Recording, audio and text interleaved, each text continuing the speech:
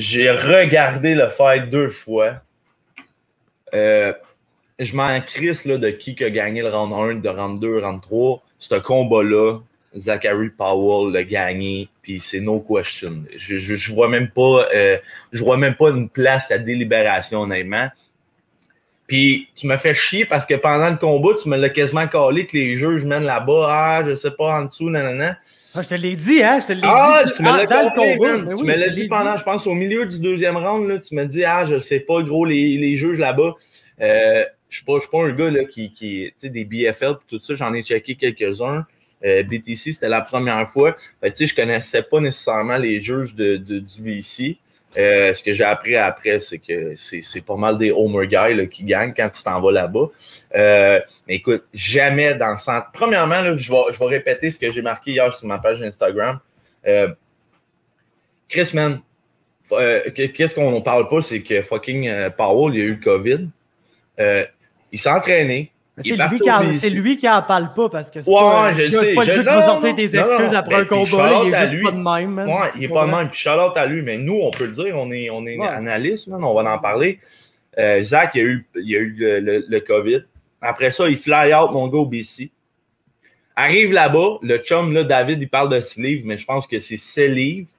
Tu manques la c'est 6 livres à 156, mais le poids, c'est de title. Title weight, c'est 155. Zach veut se battre pour une belt, fait qu'il fait 155. Exactement. L'autre, il prendre sa livre de plus, mais il en a pris 6 de plus que sa livre de plus. C'est à se demander s'il a même essayé de couper du poids, là, on va se le dire, c'est pas 3 livres, c'est beaucoup. T'es rendu quasiment plus proche. T'es plus proche de la division en haut, même, que la division que t'es censé te battre. Zach, en tabarnak, mais gros, il est là. Fait il prend le fight, domine le fight, 6 takedowns. Puis, man, il y a un affaire qui comptait pour Zach, man, puis c'est de revenir avec la W, man. Puis, asti, ils ont volé, man. Ils ont carrément volé, man. Il n'y a rien d'autre à dire, man. Ils l'ont pris, puis ils l'ont mis dans les poches à l'autre, man. Puis, Dayan, tu sais, c'est un bon fighter, là, Chris, mais tabarnak, man. Moi, là, tu manques le poids en partant, man. Tu pars avec une strike contre moi. Là, gros, t'as 7 livres. Fuck you, man, que t'as pris ça au sérieux. Puis là, tu te pousses, man, avec la W que tu mérites pas. Gros, ça, là, je suis en tabarnak. Pour vrai, là, moi puis Béjon, on n'était pas contents. On s'en est parlé. J'ai parlé à Zach. J'ai vu son vidéo, man. J'étais quasiment émotif pour lui, là. Je trouvais ça vraiment raw, man. Puis écoute, tu sais, j'ai vu un call que Zach a fait hier sur Twitter, j'ai trouvé ça tellement nice. T'sais, on va run and back, puis Chris, si tu veux, on va le faire à 170 livres, là, my callisme, là, tu sais, en voulant dire, gros, tabarnak, t'as une job à faire, man, c'est de faire le poids, te présenter en santé. Puis, en tout cas, je suis vraiment déçu. Je fais partie des personnes là, qui ont posté quelque chose pour Zach en essayant de faire overturn la décision. On sait que les commissions ne sont pas très fortes là-dessus, mais écoute, si on pouvait juste faire un petit move pour essayer d'aider Zach là-dedans, honnêtement, man, ça me fait plaisir. Puis, tu sais, je le regardais aller, Zach, man. Puis, gros, ce gars-là, c'est une question de temps là, avant qu'il soit dans la grande organisation. C'est un des plus beaux prospects que j'ai jamais vu. Mais je me rappelais pas, parce que tu sais, son dernier combat, il a quand même resté debout pas mal. Là. Je me rappelais pas comment il était dominant, man. Quand il te met la main dessus, mon gars, tu sors pas de là, hein, man. Tabarnak. La seule affaire, c'est qu'il avait l'air fatigué. Mais tu sais, on connaît toutes les raisons, là. Fait que. Puis, man, en tout cas. Shout-out à Zach, man. Sérieux, man. T'as rien à te reprocher là-dedans, man. Je pense que tout le monde qui a regardé ça, clairement, à moins d'être un homer de là-bas, man, ont vu ta victoire. C'est plage, première défaite comme ça. Mais Big, garde ta tête haute, man. C'est une question de temps, man. Puis je suis sûr qu'il y a pas mal de monde qui ont la même opinion que moi, man. Puis on va continuer de t'encourager, mon gars. Ça, c'est sûr et certain. Ah, gros, c'est juste pas un loss, là. Tu sais, gros, mais ça apparaît comme une loss, mais tu sais, c'est ça, gros. Ouais, mais Adam et tout, il a perdu contre Bakary Sako. Ben oui, Adam s'est fait encore deuxième round par ta fiche en MMA, là, le gros, là, ta fiche en MMA. Non, non, je sais, mais gros, que les gars, ils ont ça à cœur. Ouais, c'est ça, moi, c'est... Tout le monde l'a vu, là, le fight, là. Ouais, mais le monde qui l'ont pas vu, qui s'en vont sur fucking Tapologie ou fight l'autre de tout croche, là, que t'es jamais sûr si c'est la bonne affaire ou pas. Ben, il est là, puis ça dit pas que Dario a manqué le style de weight par 7 livres. Fait que c'est ça, je trouve rough un peu. En tout cas, fait que, regarde, tout ça pour dire, là, je veux pas qu'on dévie du sujet parce que là, tabarnak, j'ai ma feuille, man, j'ai mon analyse. Bon, vas-y. Je la voulais, là, tabarnak, mon esti d'analyse de ce style de combat-là. Des fights de même, ça requiert, man, que je sorte mes 3 méthodes, OK? 3 méthodes différentes de juger un tabarnak de style fight, man. Puis le gros, la conclusion finale est que peu importe la méthode, je peux pas donner le fight à Dario, là. Non. Donc, tu comprends la première méthode. Première méthode, la méthode dont le combat a été jugé. C'est bizarre parce que par cette méthode-là, c'est la méthode que ça me donne le score le plus dominant. C'est round par round. Ça me donne 30-27, Zachary Powell. Tu comprends? Ouais. Fait que, ça, c'est quand je regarde round par round, puis mon read général de qui gagne le round, qui domine, qui... Ensuite, j'ai scoré le fight minute par minute, man. Ça, j'ai sorti ça pour GSP Hendrix. J'ai sorti ça pour, genre, les fights asti qu'il faut, man. Pis... genre Yoel Whittaker, genre, des affaires de même. Exactement. Fait que, tu le veux, là, mon analyse minute par minute de cet asti de combat-là, lève-là, man. Premier round, première minute. Les deux sont debout. Puis à peu près 30 secondes du début du round, c'est Zach qui land le premier coup significatif du combat, un overhand right. Dario, immédiatement, il essaie de répliquer. Zach saute d'un jambe, le takedown. Puis, genre, t'as Dario qui réussit à se relever à 4 minutes 10 secondes à faire. Fait que dans le fond, la première minute de ce round-là, la seule affaire significative qui se passe, c'est un overhand de Zach puis un takedown de Zach. Minute va à Zach. Deuxième minute. Dario réussit à se lever contre la cage, mais c'est immédiatement re-takedown, puis il est en side control en dessous. Il réussit à, genre, tu sais, je sais pas comment il faisait avec ses épaules, à reculer la cage devant. En tout cas, il réussit à faire ça, mais ça y prend toute la minute pour reprendre son half-guard. Donc, la deuxième minute du round va à Powell encore. Ouais. Troisième minute du round, Powell réussit à passer en side control encore. Il essaie d'aller pour le mount, mais Dario, il défend. Fait qu'il se retrouve en half-guard. T'as Dario qui réussit à s'asseoir contre la cage. Puis là, il commence à donner des petits coups de poing à Zach. Ça, c'est comme, écoute, ça, c'est un des arguments principaux de ce combat-là. Comme, mettons, Dave, il dit, oh oui, mais tu vois, l'autre, c'est lui qui land les strikes. OK? Oh. C'est vrai. C'est 100% vrai. L'affaire, c'est que ce combat-là, si tu regardes les total strikes, okay? Tu regardes les total strikes, c'est probablement 150-30 pour Dario. Mais si tu regardes les significant strikes, qui sont les strikes que l'UFC te montre, quand il te montre les strikes, c'est combien à combien, c'est toujours les significant, c'est jamais le total strike. Les significant strikes, là, peut-être que Dario il a une avance de 10 dans tout le combat, peut-être. Parce que c'est lui qui a landé le plus de strikes, c'est lui qui a lancé le plus de strikes, mais c'est pas 150-30, c'est peut-être 40-30, tu comprends? Ouais, puis il a passé 12 minutes 30 sur son dos. Tu comprends? Je vais être encore plus en tabarnak. Dario réussit à s'asseoir contre la cage, puis là, il lande des petits coups contre Dario. Puis moi, les seuls coups que Dario a landés, que je juge qui sont significatifs, sont pas au sol. Admettons que Dario réussit à lander un esti de coup de coude au sol. Puis là, il fend Zach. Okay? Puis là, Zach continue à être sur le top. Puis c'est vrai que Zach, il n'a pas été tant actif que ça sur le top. Là. Premier round, puis de là, pourquoi que je m'en viens à l'argument que le premier round, tu ne peux pas possiblement le donner à Dario, c'est que, oui, Zach, dans les 2 dernières minutes du round, il est sur le top, puis là, tu as Dario qui donne des petits strikes. Mais quand tu passes une minute à ne pas augmenter ta position, puis que l'autre te donne des petits strikes, c'est sûr que je vais donner la minute à l'autre. Fait que je donne les 2 dernières minutes du round à Dario. Mais les 3 premières minutes sont clairement à Zach. Puis à chaque fois que Dario, dans le premier round, landait des petits strikes, c'est là que Zach se séparait, puis landait du ground and pound de sa part. Puis c'était sur le top, puis c'était des significant strikes, comparément à des petits arm punch en dessous qui n'ont pas affecté Zach pantoute. Les seuls punch que je juge qui sont significant de Dario, c'est ceux qui ont landé debout, qui s'en est très peu, puis ceux qui ont landé contre la cage, le dos contre la cage, mais debout. Un moment donné, il landait des popé body punch. Il landait une coupe de elbow de même qui avait de l'allure. Mais Ça, c'est tout quand il était debout contre la cage. Dès qu'il se retrouvait sur son cul, puis qu'il était assis, là, le dos contre la cage, puis qu'il essayait même pas de se lever, qui est là à lander des petits punch de même, il est pas en train de faire du dommage, OK? Tu comprends? Fait que, bref, premier round, 3-2 Powell pour les minutes, donc 19 Zachary Powell. Deuxième round, la première minute va à Powell parce que c'est là qu'il a réussi à lander son genre de slam takedown en side control.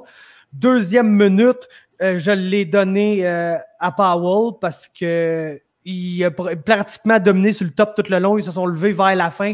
Dario il est arrivé avec un flurry, mais tout ça disait qu'il a réussi à le clinch up, puis il n'a pas landé. Ensuite, la troisième minute, c'est elle que je donne à Dario parce que ça s'est passé principalement sur les pieds, puis il a défendu une coupe de takedown là, contre la cage, puis tout. Fait que Zach n'a pas réussi à lander vraiment beaucoup d'offense dans cette minute-là. Fait que c'est la minute qui va à Dario. L'autre minute, Zach réussit son takedown, il a du top control puis tout. Puis la dernière minute, c'est quand il prend son dos puis il lock in, genre fully locked in rear naked choke, qui transfère en palm to palm puis qui est à ça de le finir. Ah, c'est que ça a passé. Fait que pour ce round-là, 4-1 les minutes, Zachary Powell. Pour ce qui est du troisième round, je vais t'avouer. On est d'accord que là, Zach gagne le combat. Ouais, c'est terminé. C'est terminé. C'est pas fini, c'est fini. Je vais t'avouer que pour le troisième round, il y a beaucoup de moments où Zach est soit contre la cage à un takedown ou en top control à ne pas avancer sa position. Puis là, c'est vraiment ce round-là que Dario a dû lancer 133 strikes sur son dos. Fait que personnellement, je donnais ce round-là à Dario minute par minute. Ça donne 3 minutes pour Dario, 2 minutes pour Zach. Fait que selon mon scoring méthode de minute par minute, c'est 29-28 Powell, avec 9 minutes en faveur de Zach, puis 6 minutes en faveur de l'autre. Puis ma dernière méthode de juger le combat, c'est pas compliqué, c'est Pride Rules, OK? On y va Pride Rules, OK? Puis admettons... Pride Rules, c'est quoi les Pride Rules? Il n'y a pas de rules. C'est over, c'est qui... Ouais, exactement. Mais c'était jugé overall, tu comprends? Le combat n'était pas jugé round par round, même s'il y avait... Parce qu'il y avait genre un round de 10 minutes, un autre round de 5 minutes, mais c'était jugé comme un tout, c'était pas jugé comme un... Fait qu'admettons, là, qu'on va jusqu'à dire que le top control de Zach est cancellé par toutes les strikes que Dario lance. Genre, mettons, Pride Rules, là, ce combat-là, il est nul, OK? Parce qu'il y en a un qui est en top control tout le temps, mais il fait pas beaucoup avec son top control, puis l'autre lance des strikes tout le temps. Okay. Ce qu'on doit donc trouver pour déterminer le gagnant du combat, c'est le moment précis dans le combat où un combattant a été plus proche de finir l'autre. Ben là, tabarnak. Puis ça, c'est au deuxième round quand Zach avait un fully locked. Fait que même Pride Rules, c'est comme un 29-28 Powell, easy, là. Il n'y a aucune question. Mais je vais te le dire, d'après moi, ce qui a tout changé. Puis c'est pourquoi qu'il faut qu'on se fâche après cette décision-là. Puis c'est pourquoi qu'il faut qu'il y ait un appel. Puis je pense que dans l'appel, c'est ces points-là qu'il faut qu'ils soient discutés le plus. De un, je sors la caméra, je reviens. Boum. De un, le body language dans le coin. Je pense que ça a beaucoup, beaucoup changé. Parce que si tu checkes dans le coin, tu as Dario qui est là, ben peinard, reste debout, il n'a pas l'air essoufflé pantoute, il n'a pas cut weight, fait que c'est sûr qu'il n'y a pas... Tu comprends? Puis tu as Zach qui a l'air basically d'être en train de crever. Puis c'est vrai que quand tu regardes le body language, t'es genre, oh, c'est qui a l'air d'être le plus genre en contrôle de la situation? C'est Dario. Mais tu peux pas juger ce qui se passe entre les rounds. C'est les rounds qu'il faut que tu juges. Puis oui, Zach a l'air d'être en train de crever, mais dès que le calice de combat recommence, il take down comme si c'était rien, puis il contrôle sur le top. Puis tu sais, tu comprends? Fait que genre, tu peux pas prendre ça. Puis l'autre affaire, puis ça a beaucoup, je suis sûr à 100%, il y a personne qui va me faire dire que ça n'a pas eu une influence énorme dans le combat. Puis quand tu réécoutes le combat, plus que tu réécoutes le combat, plus que c'est la seule chose que tu entends, c'est le coin de Dario. Ah, OK. C'est le corner de Dario, man, qui, genre, gros, t'es entends gueuler. Là, toi, les shots, genre, that's the rules. The rules is strike. You are landing the strike. He's only holding you. You're getting the points. Puis, tu sais, vraiment des termes spécifiques, genre, que tu le sais que les juges vont entendre, puis ils gueulent, man. Ils gueulent comme des astis de malades mentales. Ah, ils ont rentré dans le tiroir, man. Exactement. Puis pour ça, la seule affaire que j'ai à dire, c'est, man, props to them, asti. Bravo, vous avez gagné le combat pour votre fighter, man. Ah ouais, c'est sûr. Ils ont gagné le Parce que, combat pour gros, leur fighter, man. Puis, gros, est-ce que c'est illégal de faire ça? Personnellement, je le sais pas. J'ai jamais lu les règles, mais je pense pas. Je pense que les cornermen non, ont le mais droit de Weather dire... fait la même chose avec ses boxeurs, man. Exactement. Les Quand il cornermen ont le va, droit de dire ce qu'ils veulent. Fait que, bro, ouais. props to them parce que clairement, ils ont gueulé des oreilles des juges comme des estimes malades mentales dès que ça s'en venait, genre, un peu serré au 3e round. Genre, que c'est le seul round qui était un peu compétitif dans les 3. Ils t'ont gueulé ça dans la tête des juges, man. Puis somehow, il y a du monde qui a donné le premier à Dario, I guess. Fait qu'en tout cas, regarde. Je veux juste dire de quoi, man. Je sais pas. Vas-y, man. Je sais pas, puis là, puis je sais même pas de tomate, là, mais j'avais l'impression de Zach, la façon qu'il dominait ses takedowns, puis tout le gros, j'avais l'impression de voir Khabib, esti, man. J'avais l'impression que, tu sais, pas... je veux pas comparer les deux, là, c'est pas pareil. Mais honnêtement, c'est Khabib, mais sans le ground and pound. Ouais, c'est ça, parce que là, ça, c'est une autre affaire. Mais la façon d'aller chercher tes takedowns, man, Chris, le gros, t'as l'impression que Zach, aussitôt qu'il te met la main dessus, là, man, t'es fait, tu sors pas de là, man. Puis tu sais, Khabib, c'est la même chose, la tête penchée, va chercher à la cheville, mon gars, ramène ça. C'est pas nécessairement les plus beaux takedowns, man, mais c'est tellement travaillé, puis ça a l'air facile pour le dos. Man, j'étais impressionné, puis écoute, ça me fait juste mal au cœur, qu'est-ce qu'on fait là c'est juste bad, c'est juste bad sur toute la ligne, genre pour la mais promotion. C'est bad pour la promotion, ouais. Ça, c'est pas un good look, parce que, tu sais, gros, on entend là, justement tout le monde qui sort dire « Ah non, mais la commission là-bas est vendue », puis ça c'est pas nouveau, ça a l'air. Ça reflète mal sur la promotion, parce que quand tu checkes la carte, il y a précisément un combattant étranger qui a gagné. Puis il a fait un finish, puis c'est Mike McAloon. Puis étranger, c'est qu'il vient de Kelowna à la place de venir de Vancouver. Là. Hein, le gros, c'est un gars de Chido, là, fait qu'il est à Kelowna. Mais toutes les... Fait c'est déjà un peu comme reconnu comme étant une promotion que, tu sais, quand tu t'en vas là-bas, t'es pas booké pour gagner. Puis écoute... Je veux pas mettre ça comme un knock sur la promotion tant que ça, parce que entre toi et moi, Unified, c'est la même calice d'affaires. La seule promotion au Canada que c'était pas ça, c'était TKO. Puis parce que Patry voulait voir perdre les Québécois parce qu'ils voulaient garder pour faire de l'argent sur leur dos. Pour pas qu'ils montent dans l'UFC. Ils montent dans l'UFC. Les deux seuls qui ont montré dans l'UFC, c'est celui qui gérait. Ouais. Tu comprends? Puis je peux pas dire que Barrio ni Charles ont été vraiment match-up de façon favorable parce que personne ne pensait qu'elle allait faire ça à Alex Morgan. TKO, il a affronté tous les meilleurs, là. On se cache pas. Puis Barrio, puis, il a jamais filé non plus. Là. Barrio, c'est sûr qu'Adam Hunter, on se disait tous qu'il allait probablement battre Adam Hunter, mais le gros test de Barrio, c'était Brandon Kornberger. Puis puis il l'a démonté en tabarnak. Fait que c'est ça, ils ont même pas été match-up de façon si favorable que ça, mais en tout cas, au Québec, t'es booké pour perdre dans l'époque TKO, t'es booké pour perdre parce qu'il veut te garder. Mais partout, c'est que tu vas, tu sais, c'est comme... Man, le monde, quand les fans vont revenir, puis tout le monde qui vont vendre des billets, puis tout, c'est Gio Platone, c'est Dario Sinagoga, c'est Caio Machado, c'est Dayan. Puis eux autres, c'est quand même une bonne mentalité d'un côté, parce qu'eux autres, ils montent leur gens dans l'UFC pour vrai, là. Ouais, mais tabarnak, le gros, d'enlever l'opportunité à d'autres gars, man, parce qu'ils viennent pas de là. Ouais, tu sais, c'est ça, là. Mais ça doit pas prendre le combat si tu penses que t'es pas booké favorablement. Ah, gros, fuck, là, les gars veulent se battre, tabarnak, ça fait 2 ans. Non, je comprends. Là, en ce moment, ils ont comme... Prends n'importe quoi, Big, là. Ils ont un peu le monopole d'être la grosse promotion. Ouais. Tu comprends qu'aux Canadiennes, là, t'as Unified qui va reprendre à l'été. Mais bref, tout ça pour dire, je pense, c'est des bons match-ups compétitifs, tu comprends? C'est pas genre on va emmener un esti de jambon dans quelque part. Non, c'est pas. Mais on s'entend que Mexicains, Cameron est excellent, mais Cameron, personne ne s'attendait à ce qu'il aille battre Dayan Kajic particulièrement. Larson contre Machado, c'était genre props à eux, ils l'ont fait ce combat-là, puis on pouvait pas savoir vraiment qui allait gagner. Ça, c'est vraiment cool de voir genre deux organisations. Genre même affaire pour Powell contre Dario. Malheureusement, la commission se sont juste arrangés pour que ce soit le gars local qui gagne, peu importe ce qui est arrivé dans le combat. C'est tout ça pour dire que, en tout cas, ça ressort plein d'accusations de home cooking, puis tout vers la promotion, qui essaie de faire un travail honnête, de booker des combats compétitifs, qui sont, oui, des style match-up un peu plus favorables pour les gens de là-bas que pour les gens qui s'en vont là-bas, mais que c'est quand même des bons combats compétitifs. C'est Gio Platon. Moi, j'ai rien contre BFL, buddy, là. Moi, c'est une crise de commission. Moi non plus, BFL, on fait une crise de bonne carte. Là. Même, j'ai tourné là-dessus, j'ai trippé, là, pour vrai. Mais la commission... Mais c'est ça. C'est la seule fois que j'essaie de dire, c'est que cet événement-là, bien que c'est probablement plus de la faute de la commission que d'autres choses, c'est un bad look pour la promotion. Ouais, c'est ça qui est plate. C'est plate parce que c'est un esti de soirée.